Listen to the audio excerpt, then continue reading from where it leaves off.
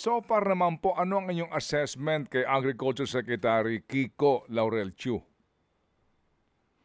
Well, on the positive side, Kated, Mhm. si Secretary Kiko is very approachable. Mhm. Ano po? Opo. And he is, nakikinig po siya.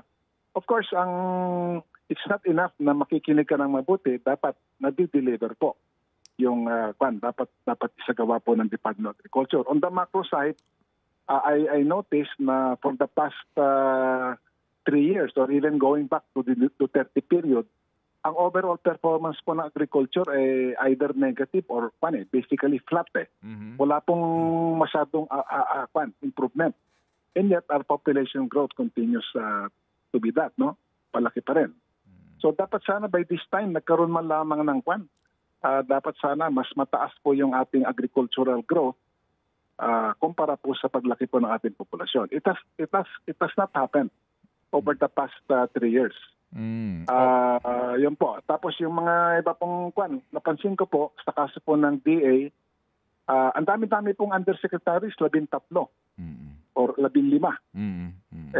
Nung time ko po, I think we only had 4 or 5 undersecretaries. So you would expect na with so many undersecretaries at baka yung asset nila, baka doble pa niyan, magkakaroon naman ng corresponding improvement po sa delivery po ng mga mas murang pagkain, lumalaki po yung production po natin ng agricultural matters. Ang presyo po ng farmers natin para sa kanilang palay, sibuyas at iba pa ay nakasasapat po sa kanilang kabuhayan. So far, very hindi po nangyari po yung magandang presyo po para sa ating mga magsasaka.